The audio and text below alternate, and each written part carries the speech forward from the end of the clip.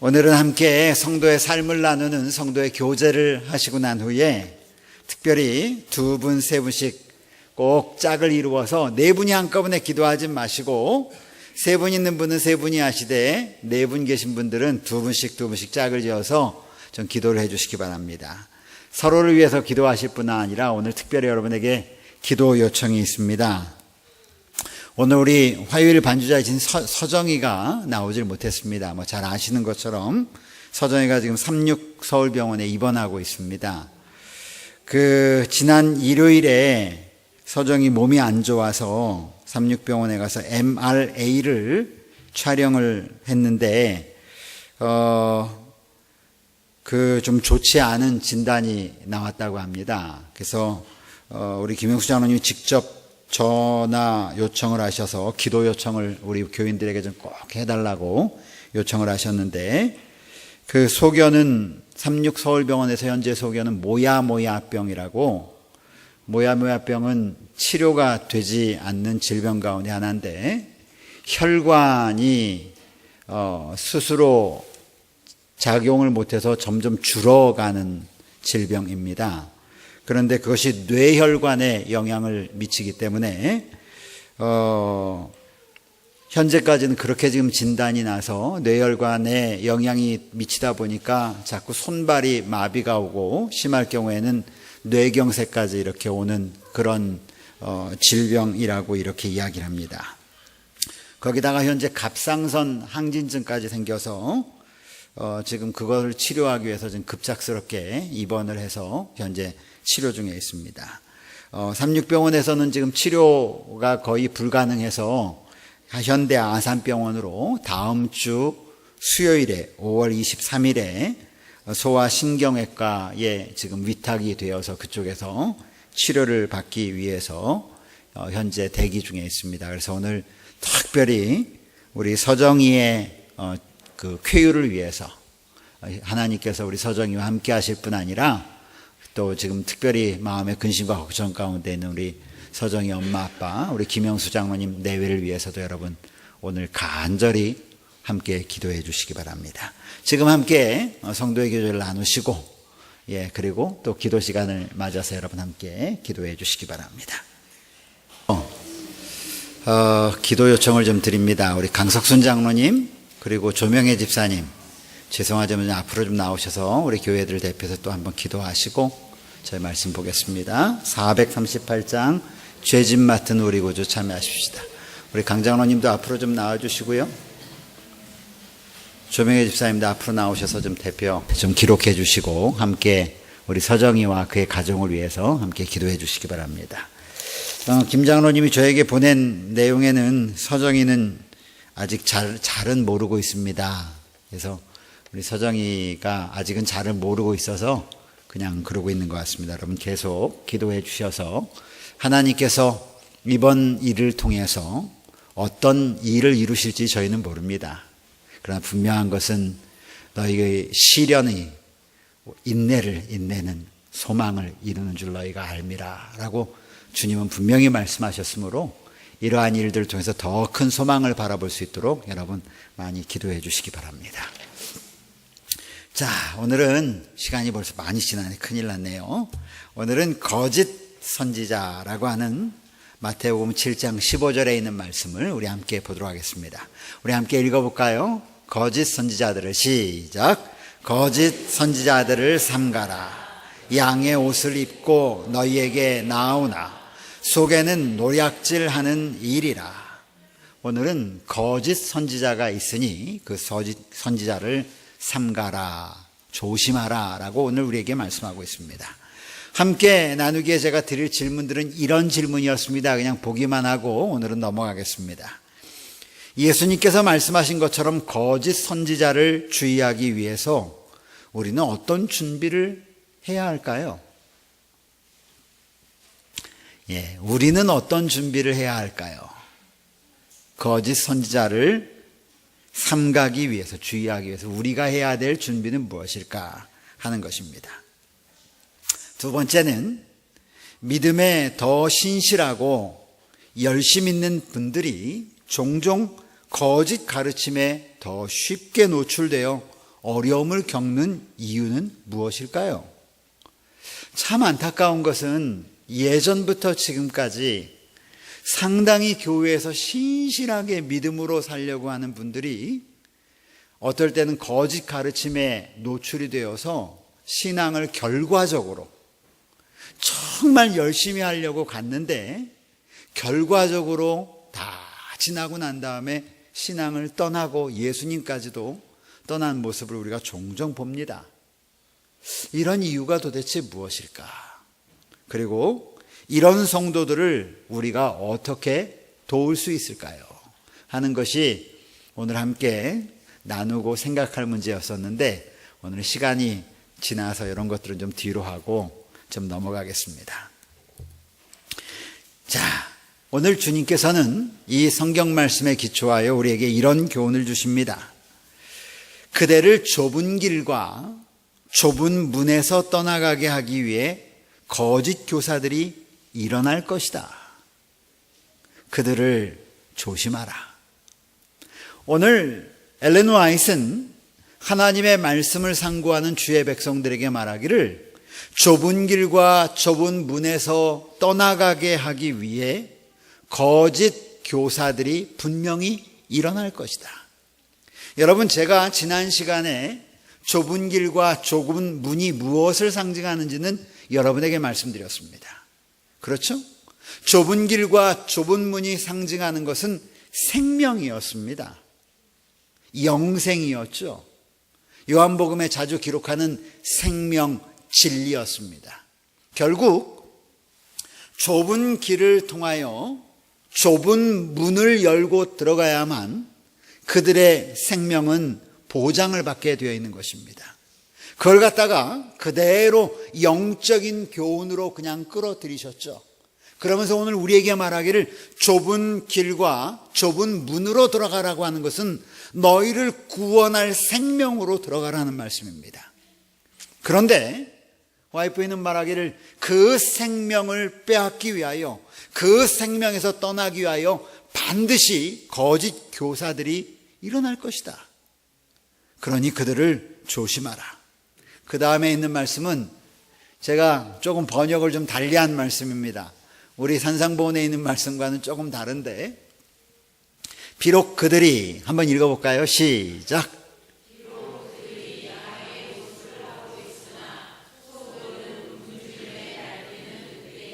예, 거짓 교사의 문제는 이게 옳으냐 아니냐의 문제로 접근하는 것이 아니라는 거예요. 결국 거짓 교사, 거짓 선지자가 하나님의 백성들에게 다가올 때는 결국 이 양을 잡아 먹으려고 하는 거라는 것이에요.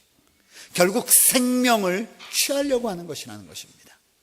여러분, 이러한 사실을 우리가 이해하기 위해서는 지금 베드로 전후서를 공부하면서도 계속 반복하는 것이 선악간의 대쟁투의 장면 가운데서 이 세상의 시련을 너희가 바라보라라고 이렇게 이야기하고 있습니다. 우리가 당하는 시련, 믿음의 시련은 그냥 우리에게 오는 것이 아니라 성경은 처음부터 창세기부터 요한계시록까지 끊임없이 반복적으로 이야기하는 것은 너희의 눈에 보이지 않는 싸움이 있다는 것이에요. 그것은 우리의 육신의 싸움이 아니라는 것이죠. 거짓 영들과의 싸움이라고 얘기해요. 다른 말로 하면 선과 악, 곧 하나님의 편과 그렇지 않은 사단의 편에 선악의 싸움의 장면에 우리가 놓여 있다고 하는 것입니다. 그래서 이 거짓 교사에 대한 문제도 설명하면서 와이프는 기록하기를 비록 그들이 양의 모습을 하고 있으나 정말 속으로는 그들이 어떤 사람이면 굶주림에 날뛰는 늑대와 같은 존재들이다. 그 늑대들이 원하는 것은 무엇인가? 결국 그의 생명을 취하는 것이라고 하는 것입니다. 그래서 예수께서는 참 교사로부터 거짓 교사를 구별해낼 수 있는 시금석을 우리에게 주셨습니다. 그런데 그 시금석이 무엇인가? 계속해서 이렇게 말합니다. 우리는 그들이 하는 훌륭한 연설과 고상한 말로 그들을 증명하도록 명령을 받은 것이 아니다. 이 사람이 정말 그럴듯하게 말하는지, 이 사람의 모습이 그럴듯한지, 이것 가지고 그들을 판단할 것이 아니다라는 것이에요. 그들은 무엇으로요? 하나님의 말씀으로 판단을 받아야 한다. 그 교사들은 어떤 기별을 전하고 있는가? 그것이 그대로 하여금 하나님을 경배하고 두려워하게 하는가?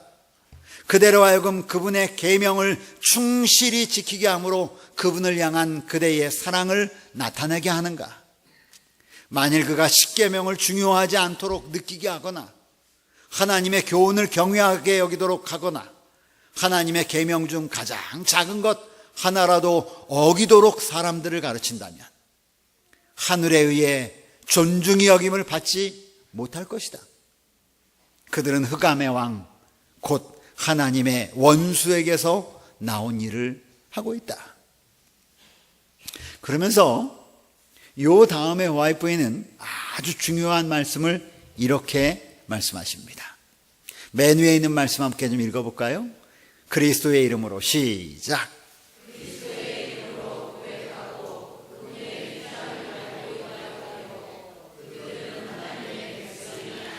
그리스도의 이름으로 고백하고 그분의 휘장, 사인, 배지를 달고 있다 할지라도 그런 사람, 어떤 사람이 조금 아까 하나님의 말씀으로 그들을 바라봤을 때 하나님의 말씀으로 조금씩 멀게 하거나 하나님께 영광을 돌리게 하거나 하나님을 경배하지 않거나 오히려 하나님께 드려야 될 경배가 자신에게 돌아오도록 하는 그러한 일을 하는 사람들은 그들이 그리스도의 이름으로 고백하고 그분의 배지, 휘장이 영어로 뭐라면 그분의 배지의 배지, 예수님의 상징을 임하심을 나타내는 이 배지를 달았다 할지라도 그들은 하나님의 백성이 아니다.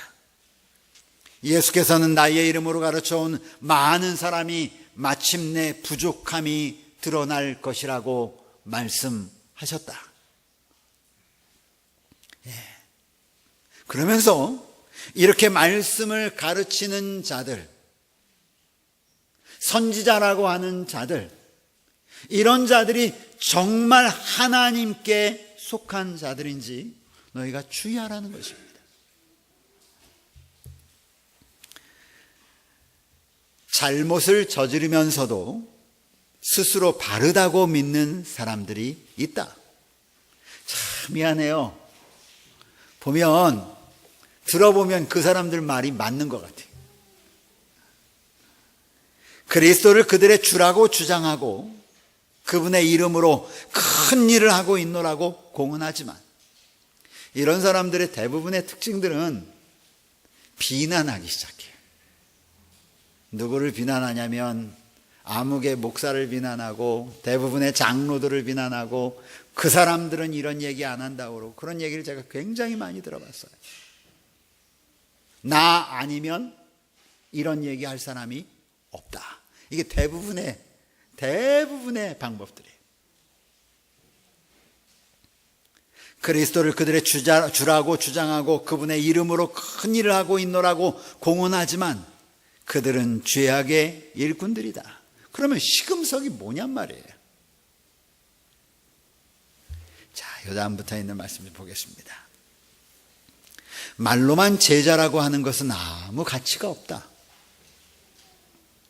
영혼을 구원하도록 그리스도를 믿는 믿음은 많은 사람들에 의하여 제시되는 그런 것이 아니다. 많은 사람들이 저분이 말한 게 맞아. 그래, 저분이 말하는 게 정말 맞아. 이렇게 이야기한다고 해서 영혼을 구원하는 믿음이 아니라는 거예요. 순종으로 이끌지 않는 믿음은 가설일 뿐이다. 하나님의 말씀을 전하는데 그것이 그의 삶 속에 순종으로 나타나지 않으면 그것은 다 가설적인 신앙이라는 거예요. 특별한 섭리나 이적이 그들의 사역이나 주장하는 일들의 진실성을 증명한다는 생각을 아무도 품지 않게 하라. 이게 무슨 소리예요? 그분이 특별한 이적을 일으키는가, 막 여기에서 놀라운 일들이 벌어져. 그렇기 때문에 하나님의 참된 선지자라고 생각하도록 하지 말라는 거예요. 그거 아니라는 거죠. 특별한 섭리나 이적이 그들의 사역이나 주장하는 일들의 진실성을 증명한다는 생각을 아무도 품지 못하게 하라. 그들이 하나님의 말씀을 쉽게 여기고 오히려 그들의 인상과 느낌과 활동을 거룩한 표준보다 높이 여길 때에 우리는 그들에게 빛이 없다는 것을 알 수 있다. 그 다음에 시금석에 대해서 얘기합니다. 순종은 제자가 되는 시금석이다. 따라 읽읍시다. 순종은 제자가 되는 시금석이다.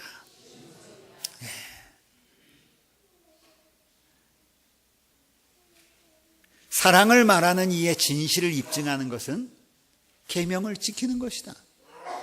사랑을 말하는 이라고 하는 것은 결국은 하나님에 대하여 말하는 이의 진실성은 계명을 지킨다라고 하는 말은 제가 바꾸어 말하면 사랑을 실천하는 것이다. 이거예요.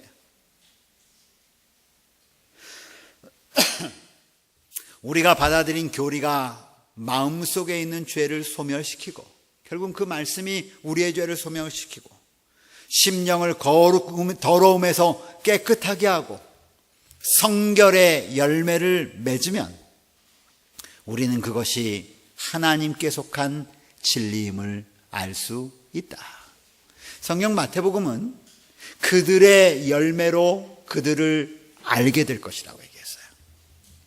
열매는 어느 날 갑자기 생기는 것이 아닙니다. 열매는 굉장히 오랜 시간, 사실 시간이 걸려요. 그리고 그 열매, 우리가 하나님 안에 거하는 열매는 분명히 우리의 삶을 통하여 맺혀지게 될 것입니다.